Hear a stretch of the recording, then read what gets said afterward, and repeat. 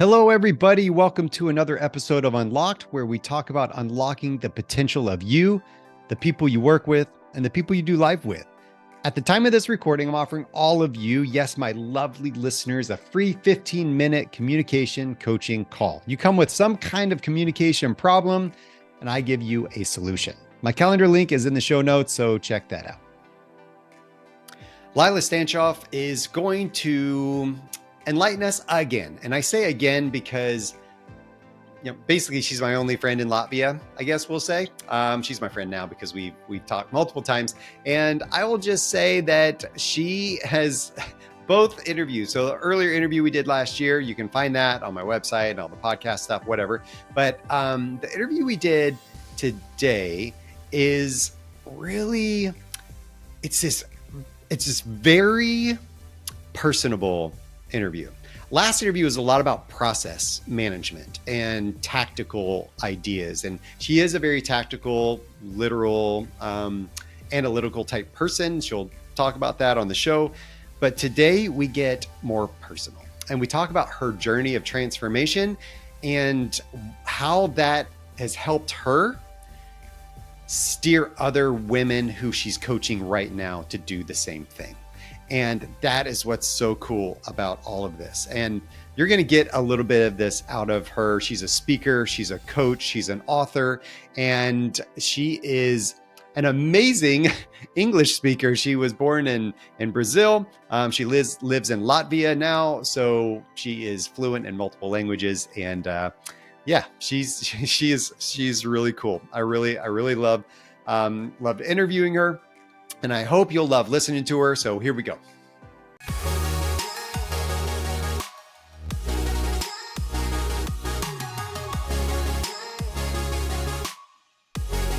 Hello, Laila. Hello. How are you doing? I'm so good.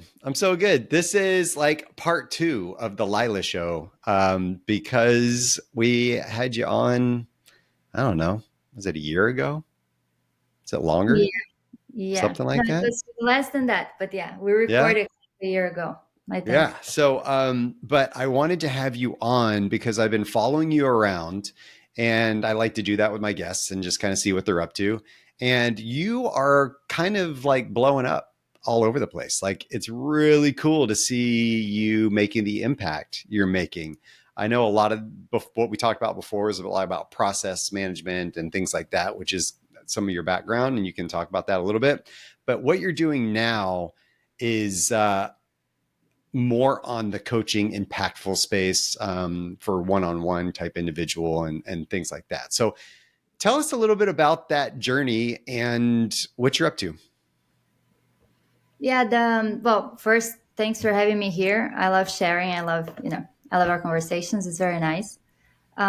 So yeah, how did the process become coaching? That's kind of a natural evolution in my view, because before I had these two things in parallel. I had process excellence for companies, smaller companies, bigger companies, and in parallel, I had a lot of volunteer work and working with teams. And also, I became like a manager, director in multiple places. So I started more one-on-one working. And at some point, I just really turned to, if I can create continuous improvement in companies, why can't I help people create continuous improvements in their own lives? Which was something I also did in my life. Some years ago, I had a very, very disruptive change and I had to survive through it and continue sane. And after that, I thought, well, maybe I do have like a new mission right now, that is to help people go through this kind of transformation in a self-caring way and still be there and be happier after the change. Transformation. We all want it. We all desire it. Sometimes we don't know how to get it. Yeah. I mean, and we purchase things, we purchase ideas, we purchase products, because we hope that will create the transformation we seek in our lives. And you on your website, find you simply you.com. There's dashes in between all of those with the letter U. I'll put that in the show notes so people can find it. You have your headline on there is transformational coaching for women who are sick of it. And I'm like, wow, okay. like people that are like hitting that tipping point of fed up, I can't do it anymore, I'm done. Like what are you finding people are sick of, or what are people coming to you when they're sick of it? What does that mean? Um, it's funny. Each time, like when I was defining who I was going to work with, each time I share with a woman, like, this is for women who are sick of it, they never needed explanation. They're always like, yes, that's what it is. I think mostly, like, there's a lot of specific cases like about work, something in home, but I think most of the time the problem is all these voices we have in our head that make us feel guilty, feel like you shouldn't do something, that you shouldn't make a certain change. So that happens to everybody. I could say that in a higher level with women, because there's so many expectations, role expectations, family expectations. Like in my case, I was born in very Catholic family in Brazil, 6 kids. I was the first daughter. So you can imagine everything my parents expected of me. They already dreamed about all the grandkids, and I had to take care of my siblings. Like, you're born with so many expectations, like I'm going to be taking care of my parents, until like today there are things that for them it's obvious I should be doing, and I'm like, sorry, I'm not there. Like, I'm also an adult doing something else. um, so sometimes, but we internalize that kind of things and they stay inside. So even if we think sometimes I'm doing what I want, I'm being independent, you still feel guilty of so many things. You feel so many blocks. You feel like you should be doing certain other things. And I think that's the thing that you get more fed up at some point. That's, no, I just want to, be with tranquility and not all these voices inside. I think that's like the main point, and that kind of this can be so many situations, so it's very difficult. It's not a very specific coaching like, oh, I'm going to help you lose 10 kilos in 3 months. It's not that very specific goal on that sense, because a person can be coming from any situation, but it's mostly like really how help the woman, the client, find herself, like find who she really is, so that she can make change based on that. So when we want to create transformation in our lives, um, where did you start with your own transformation? So I'll give a little bit of context. When I was 18, I said I was Catholic, so I joined an international organization called Opus Dei. So it's totally Catholic, approved by the church. It's not a sect, it's all okay. But it's very traditional, it's very strict. I joined when I was 18, and I had a lot of fun there, because Opus Dei separated men and women. So suddenly I'm living in this house with a lot of other women. So there's no more like gender roles in that sense. And we split all the tasks. So I was doing finance, I was taking care of computers, I was fixing furniture, I was leading projects, I was traveling with them. So I learned a lot in that place. So it was like really fantastic the first years. Also, they allowed me to come to Latvia because I volunteered to help here. So that's how I got here. But after a while, I started not fitting anymore. And maybe it's because, well, I reached like 23, 24 years. So that's more or less the age when your brain is fully formed. So you finally are totally resourceful. Maybe that's when, the problem started to happen. Like, I grew up, and then suddenly I just didn't fit anymore, and things started becoming like a problem. I would ask too many things. I would say like, why do we have to do like this or like that? I was full of ideas. I had too much energy, and for still 5 years I tried fitting in there. So I was reading all the books they told me to read, having all the conversations I had to have, giving up things I had to give up to be there, and doing all my best. But all that time I felt like the problem. And at some point, I just realized it can't be I am the problem. If I'm not fitting here, it's because I'm trying to fit into the wrong thing. Because I just am who I am. I can't have grown up wrong. Let's say, oh, you're too independent. Like, what is too independent? I'm just independent. I'm just, smart. I don't know, overachiever or whatever, a little bit bossy, like I am who I am. And if I'm not fitting, it's not because I am the problem, it's because this is the wrong place for me. And it doesn't mean it's a bad place, because that's the other problem. When you're leaving like a religious organization, there's all this weight of, oh, you're leaving God, right? You're leaving the call that God gave you. So you're going to become a bad person. You're going to go to hell, maybe. I mean, I don't know. So there's so much weight. Like, if I say I don't want to be there anymore, it's because I'm saying they're mean. And no, I mean, I think it's a valid path for a lot of people, but I literally didn't fit in. So after like 5 years of feeling I'm gonna leave and trying not to leave and being super stressed and losing a lot of weight, which was a good thing of that. But like I had really chronic stress, like I couldn't smile anymore after a while. I finally realized, no, I'm not the problem. This place is not my place. And then I had the courage to come out. And one of the things that helped me with breaking this, making this go into my head was, so at that point, it's about prejudices. So I wanted to be accepted where I was, right? And then I realized, if I want people not to judge me, if I want to be accepted, then I can't be judgy. So I started looking at inside of me to see, do I have judgments to other people that are maybe incredibly stupid, but somehow I feel like I'm right and they're wrong, and I'm smart and they're stupid.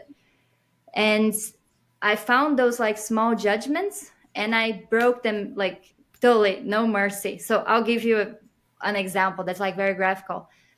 I had this thing of, I had never painted my hair before. And somehow I thought that I was superior because of that, because, my hair is virgin, as they say, at least in Brazil. And, it would be such a waste of money to be painting hair. I'm going to have to paint when I'm older anyway. So all these girls that are painting their hair when they're young, that's such vanity, waste of money, blah, blah.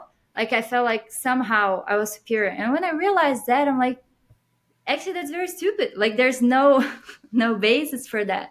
So I painted my hair red. So it's like, I painted it, I'm not superior anymore, like prejudice totally broken. And as I started doing these kind of things with things that weren't essential, like that wasn't essential for my belief system, but I started doing with smaller things, that's when I managed to really start seeing what is important in me or not, and what is the part that of me that I want to be, that can't be a problem. I want to be independent, period. And I don't want to be judged by being independent. So if I'm in a place that doesn't accept me like that, that's the wrong place. That was, my first step there. Wow. And how did you feel after that? After this first step, or after starting the After going change? through this process, like how do you feel now that you've been through that process? What is the end result?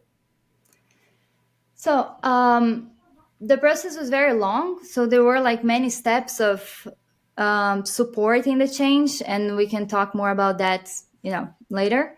Um, right now, I really feel like I'm finally able to be me. So before taking the step and before leaving, and I left a 12-year life. I spent 12 years in this institution, and that's like divorcing. After 12 years, like I lived in the house, I didn't have anything, all my money stayed there. So I was really afraid of getting out of there and regretting. But the truth is, as soon as I got out, knowing what I had decided, I'm not the problem, and I could breathe, like I never regretted it. So I did have to make a lot of self-support to go through the change, because there were too many things to live, and to change in the way my life was. But I never regret it, because finally I can just be, just exist and breathe. It sounds to me, Lila, like you feel unlocked. Yeah. So yeah, I put the little plug in there, but I 100% agree. And this story, I didn't know this story before we started talking, and just hearing this, I think we yearn for that feeling, all of us, of feeling not caged in, right? We feel unlocked, free to fly. We feel like we're not living by somebody else's expectations anymore, or the what we call the oughts and shoulds of life. Of you should be doing this. Hey, you grew up Catholic in our household, and this is the things you should be doing because of that upbringing. Or you're a woman in society, you should be doing these types of things. And I think that when we get those things in our head, that creates toxicity, that creates some idea of we aren't good enough, we're not living up to everybody else's expectations. But that's not truly freeing. That's what holds us back from really having, and I always say, having permission to be who we were designed to be. Like, do we feel like we have that permission? Do we give other people that permission? Like, we want it. Do we give it to other people as well?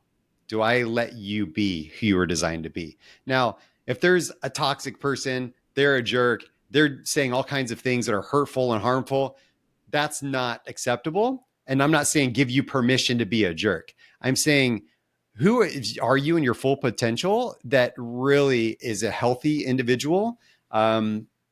That is what we're all yearning for. And that's what we're fighting for. And it seems like you have found pieces of that, and that is liberating. Yeah, I like how you said the not being caged in, because it reminded me.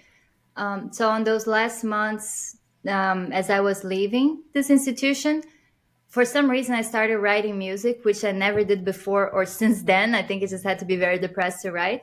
And one of my last songs was called Four Walls, because it was exactly this feeling of like, I'm totally stuck in here, and I need to fly. So, yeah, it's very true. That's awesome.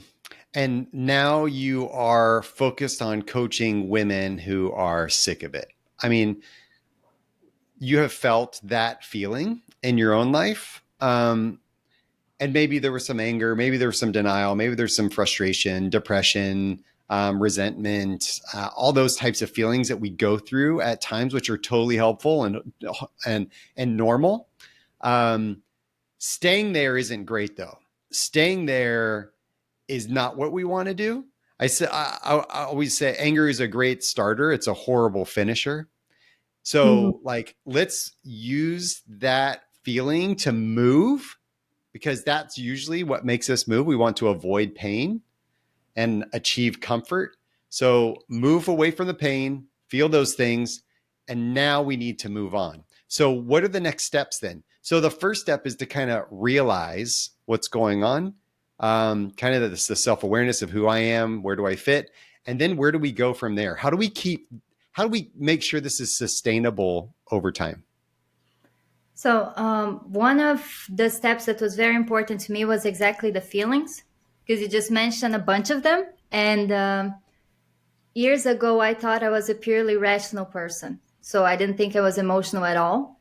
And at some point, I just realized, well, if every movie I watch, I cry, and I can't see like any type of violence in any movie, like I don't watch half of the movie if anybody's hitting anybody, then I'm not just purely rational. And as I started to let those emotions come out, I had no idea what to do with them. So, right in the beginning, I defined like what is it that I can do to take care of myself while I'm not able to deal with these emotions. And then I did a lot of work to reconnect with myself, with my body. Like, what do I feel? Where are the emotions? What do they mean? What makes them show up? So I think there's a lot of reconnecting with yourself. I think a lot of us live in a very rational, we're educated to be very rational, like, oh, stop being a baby. And it's not. You need to feel everything you're feeling. So I think that's part of making it very sustainable, being very connected to yourself. Because what happens is if you try to make changes that are not exactly you, it's very difficult to start them, it's very difficult to continue them, even if it's a good idea. Like sometimes have clients that are like, oh, I think I have to journal every day for half an hour. And I'm like, okay, why? Like, where did you take that idea from? You just heard something on YouTube, or you feel it's something that makes sense for you? For example, I tried meditation, the transcendental meditation a lot of times. Didn't make much sense to me. Like now, I have this thought of trying it again, but I'm much more a journaling person than a meditation. And so while I was trying a goal that wasn't really aligned with me, with how I feel, maybe because I'm a person that moves a lot. I mean, some people are more anxious, some are more calm. You, um, I think sometimes there is real procrastination, but sometimes there's just the wrong move, you know. So you really have to be reanalyzing that and see, is that really for me? It's a great idea, but not all great ideas are for me. So what's my version of journaling? Maybe you want to dictate stuff on the phone. You know, that can be journaling, or I don't know, talk to an imaginary friend. That can also be journaling in a way, because you're processing stuff. It's not important that's in the paper or not. So it's very important to be realigning with yourself, because true transformation is really based on who you are. Otherwise, it's just like a small habit change, something that, you know, as soon as something changes, might fall off again. Do you have an experience that you could share with one of your clients? Obviously, don't mention names and other things like that, but of somebody that has experienced this type of transformation that you've worked with? I can give one example. So I had this one client that she came to the coaching saying, oh, I want to create a business, so I need to find a business idea, so I need clarity and, you know, habits, work habits, so that I can sit down and think my idea and create my business. Like, okay, let's start with that, right? And we had the coaching for 3 months, because usually the program lasts 3 months, because it gives you time to really, you know, go deeper, find the real thing, and change your habits. And after those months, what she actually found out is she will get that business idea, but that would be kind of a side effect of doing other things. So what she actually needed was to again take over her own schedule and her own life, because she had had a kid, a baby, unexpectedly. Like, it happened, and she was very happy to have the baby. But the kid was already almost 2 years old. Like, the kid could walk around, do her own stuff, and she was still in as if the kid was 6 months old, in terms of just following the kid around and not having a schedule, you know, not taking back anything of her schedule. She wouldn't meet friends, she wouldn't go on a date with the husband. So everything was kind of messed up. So just wanting the business idea. Okay, you can have a business idea, but it doesn't really solve all the rest. So as she started putting steps to um, work on the relationship with her husband, see friends again, have some self-care time, and she had to find out ways of taking care of herself that were compatible with the new life as well. So if before she could go on hikes every weekend, now maybe the self-care is to go to the room, turn off the lights, put some nice music and some candles, and relax. And that's also valid. And so she found out these new ways of taking care of herself. And then by the end, she's like, I don't get my business idea, but it's gonna come. Like, I found a step that had to be done. So that was really true deep transformation. And now actually she's already full of ideas and full of jobs. So That's amazing. She has unlocked her idea bubble. Like, it is just like, that's what's so important, I think, about some of the work we do as coaches, right? Is being able to, you know, coach people through the process of discovering their own idea and potential, what is in there, because we may see it and they may not, and then helping them understand what's possible. And then when they see it and they feel it, it's just like, that satisfaction, you know, it's just like they got it. And it's so rewarding on so many levels. What do you think, from your standpoint, is the thing that holds women back the most from this transformation process? I think is, as I mentioned, all these expectations you have inside of yourself, of others, and the fear that everything's going to collapse if I actually make that change. Like, if I actually decide to do it. The world, do you know that Asterix and Obelix? Have you ever read there were some comics that they would say, oh, the sky is going to fall on our heads, and they were panicking all the time. And sometimes you have that feeling, you know, everything is going to collapse if I do that. Like, I can't. So I'm stuck where I am. And that's actually not true. Some things might fall apart. Some things is good they did. But I think this feeling blocks us a lot. That fear is and just that, if I'm not in control, who will be? And anxiety, because anxiety really all it is the feeling of not controlling the future. I Yep. can't control, none of us can control the future. None of us. Hmm.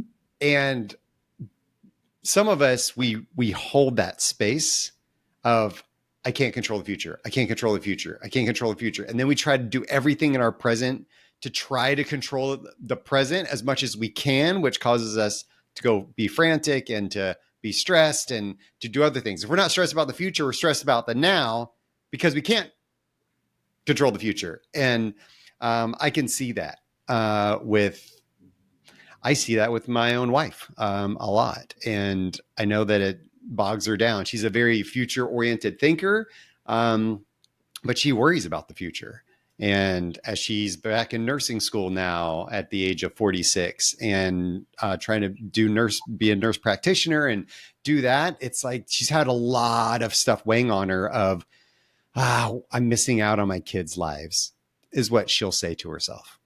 I'm missing out on this. I'm missing out on that. And am I being selfish by putting my career ahead of my family? And do you hear that talk a lot? Yeah, I have that kind of talk myself.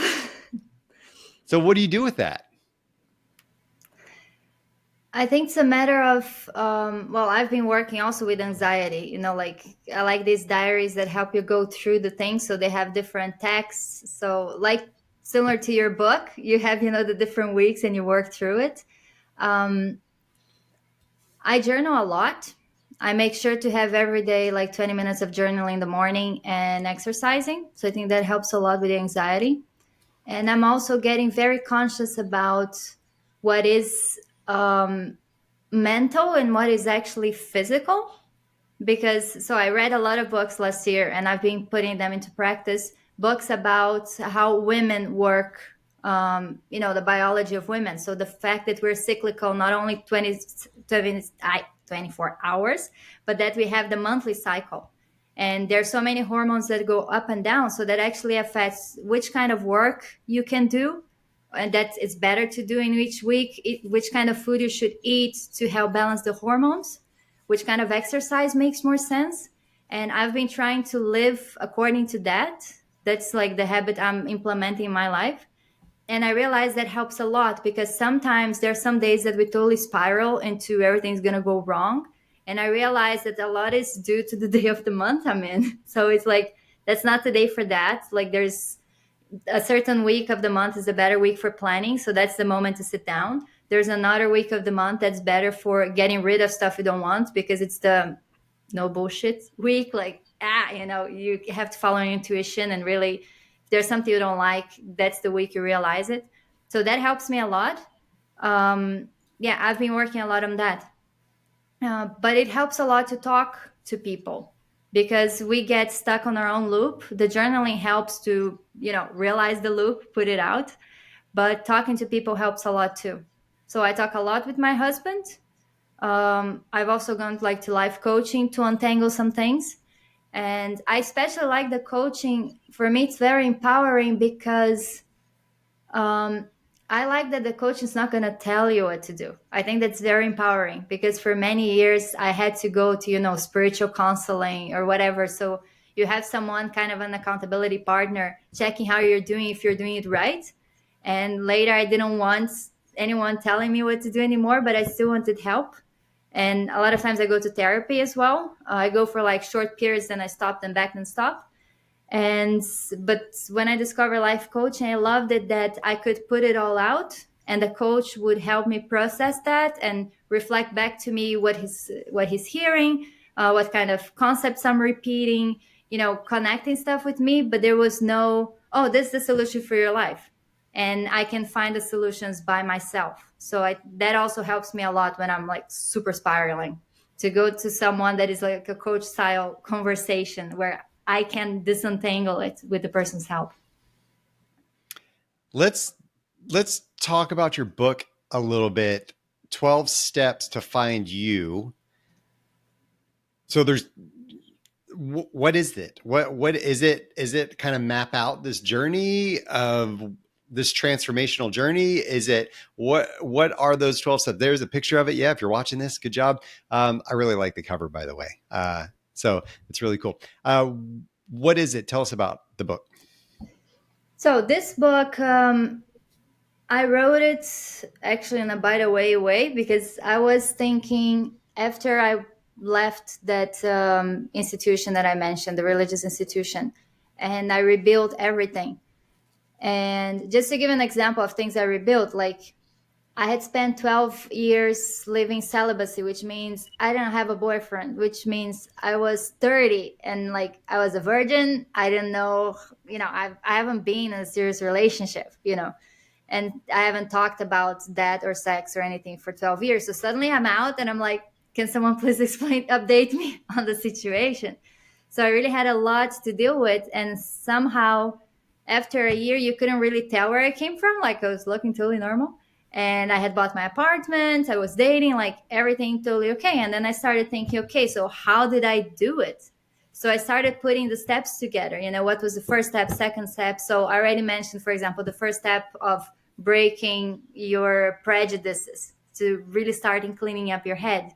Then the step of finding something that you can take care of yourself so that when you're going through the change, you don't depend on having someone. Because at that point was the first time I started living by myself, which I had never done. I always lived with 8 to 15 people. So suddenly I'm in a 16 square meter studio apartment by myself. So how do I take care of myself? So also that, how to connect to your body, how to connect to your emotions, how to build yourself a safe space. So for example, we're now in the pink room, right? So this is my office, and this is a room that when I bought the apartment, it was already pink, so pink it became pinker because it deserved it. And it just became my like happy place. Like here I have all sorts of decoration I like, everything's exactly as I like. So I created my safe space to be, and to think and to meditate. So in this book I put like these 12 steps in order. They're really like how to start any kind of change. They can apply to anything because they're different tools for feeling safe and challenging your comfort zone, but still with self-care, not beating you up. And it has a lot of exercise on it because my idea is, okay, this is how I did it. Now how can you apply this to your life? So it's also like a workbook with a lot of space to write and to answer questions. So that's how it's happened with the book. That's awesome. I too, I think we think the same. I think that, we all want transformation, but information and inspiration alone don't create transformation. We have to have application in the middle. Um, Very right. so let's get the information, but let's apply the information so that we can experience the transformation.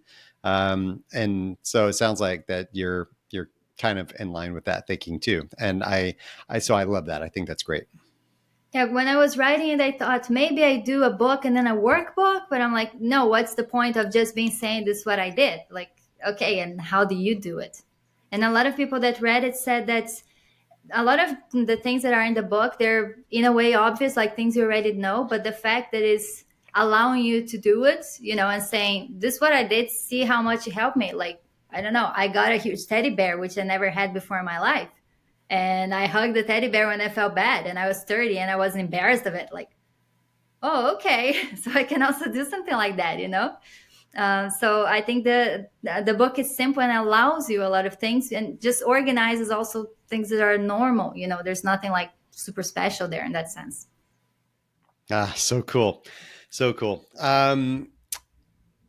Let's talk about the idea of the comfort zone, because some people don't like to, well, I'm going to say all people don't like to be uncomfortable.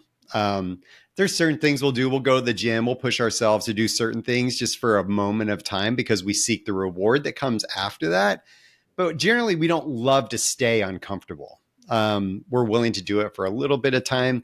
And, we check the thermostat in the house. We wear certain clothes. We drive certain cars. We talk with certain people that make us comfortable. Like we stay in our comfort bubble a lot. Why? What's the problem with that? I think the problem is that if you know, I used to say if you want comfort, sit in the pudding. Otherwise, just move it and do something. So it's like if you're just comfortable all the time, you're not going to grow just because you're going to get bored.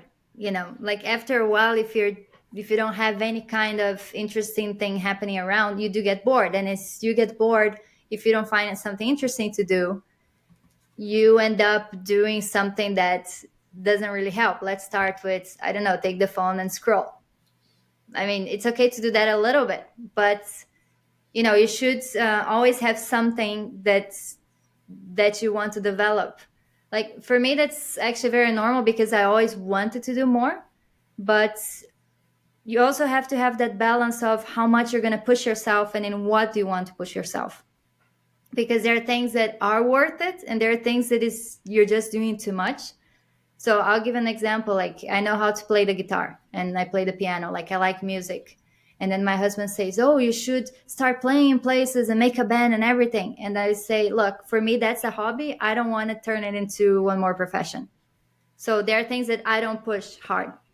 Even sometimes when I play somewhere, I go with my notebook, I rehearse something more or less. I mean, I don't take it that seriously. And then I leave the pushing the comfort zone for things that are really worth it. So for example, I told you before, we just adopted 2 kids, which totally messes up the entire comfort zone. There's no more comfort zone, but okay.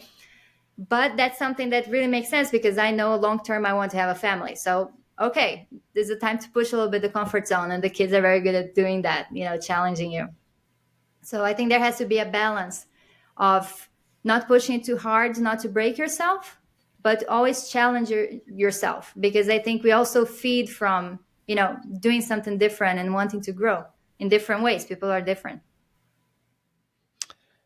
Laila, thanks for sharing your story. I think the personal side of things is what um, really helps other people want to lower their walls. You lower your walls, they can lower their walls, and we can share and build each other. If you focus on women who are sick of it and people that want to overcome that and move through it and change. They're desiring that, and you have found a process and a way to help people do that. It's outlined in your book, so everybody can get that on Amazon, yeah, and on your website. Is that where they can get that? Yes, all the links are on my website. Okay, and they can also find you. You are also speaking at a lot of different places. You have a giant conference, like with thousands of people that you're going to be speaking at in Latvia here in May. I'm so stoked for you and that. So if people want to hire you to speak, where they go? They can go to my website, lailamara.com. So there you have my contacts, basic information about me, both about the coaching and also the process excellence part. So there's a good summary of me there. You can just go there. Okay. It's my pleasure. Well, good luck on all you're doing. I mean, you've got a lot of stuff going on in your life with 2 new kids in the household. Congratulations on that.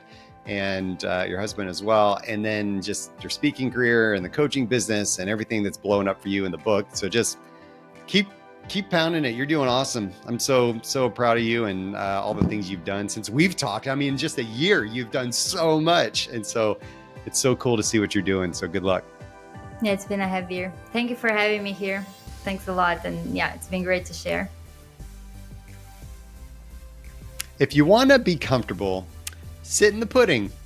I love that. I mean, I don't know if that translates directly to English the way but I love the way it sounds. I don't know how comfortable sitting in pudding is, but whatever. I think that phrase and the idea is so good. It's very visual, very impactful. The comfort zone is ripe with defensiveness and excuses for why we should stay there. So, yeah. What's your defense or your excuse for why you should stay in the comfort zone? The comfort zone is an opportunity for us to maybe reflect and to kind of sit for a minute and to recharge, but we need to move out of that. And Laila talks about this idea. I love this. How many times have we in our life felt like we were faking it? or felt like we were trying to be somebody else, felt like we were trying to live up to somebody else's expectations, whether it's a boss, a team member, a spouse, a friend, a parent, a sibling, and we just weren't, making it. Are we the problem? Are they the problem? Somebody has to be the problem, right? Well, maybe not. Maybe it's not I'm the problem. Maybe you're the problem. Maybe it's just the situation is the problem. And once we realize that and become self-aware of ourselves and what situation we're in, we can move on and we can become unlocked and have that permission to be who we were designed to be. I really appreciate her saying this idea. So if I don't fit, maybe it's I don't fit into the right thing right now. Maybe this just isn't the right thing for me. And if we know ourselves better, we will make the leaps and bounds that we need to in life that will help us also help others. I'm very appreciative of Laila and her openness to talk to us today about what she talked to us about. If you want to find out more information about me or check out the show notes where there's going to be more information and links to the things referenced in this episode, visit skotwaldron.com. And lastly, I'm asking for a little bit of love, just a little bit. So please take a moment, follow, rate the show. The algorithms like that. It helps me get the word out. I really appreciate it. Thank you. And until next time, stay unlocked.